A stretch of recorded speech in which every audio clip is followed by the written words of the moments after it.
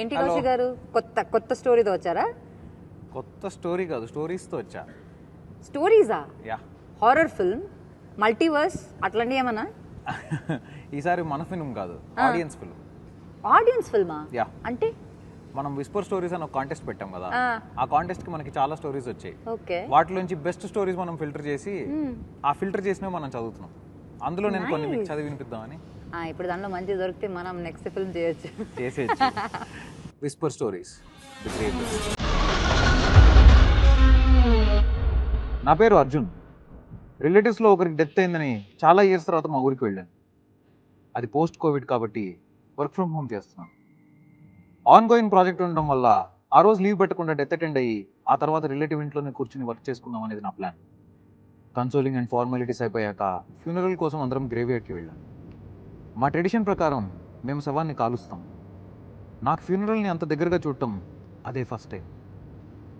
అలా cremation start అయింది. నాకు వర్క్ నుంచి నోటిఫికేషన్ వచ్చింది.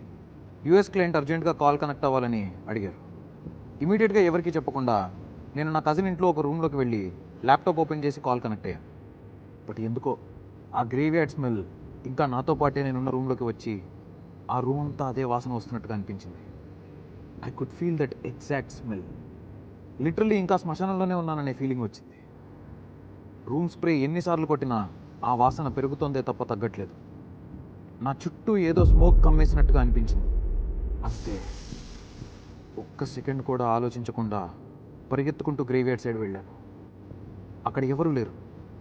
అందరూ చెరువు దగ్గర స్నానం చేయడానికి వెళ్ళారు. నేను కూడా అక్కడికి వెళ్ళి మా అన్నయ్యకి ఇలా జరిగిందని చెప్పాను.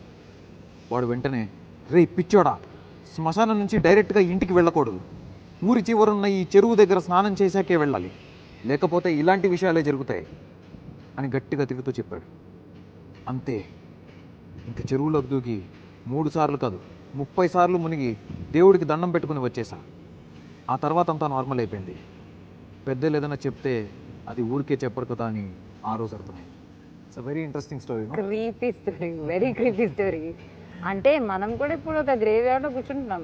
ఇంకా మన పరిస్థితి ఏంటో అనుకోకుండా గ్రేవ్యార్డ్ స్టోరీ ఏముంది, ఎక్కడికి వెళ్ళి మనం కూడా ఇంటికి వెళ్ళేటప్పుడు ఏ చెరువులోనో దూకి దండం పెట్టుకోవాలేమో. అసలు మీరైతే గ్రేవ్యార్డ్కి వెళ్తారా? ఒకవేళ వెళ్ళినా చెరువు దగ్గర దూకి స్నానం చేసి ఇంటికి వెళ్ళడం మర్చిపోకండి.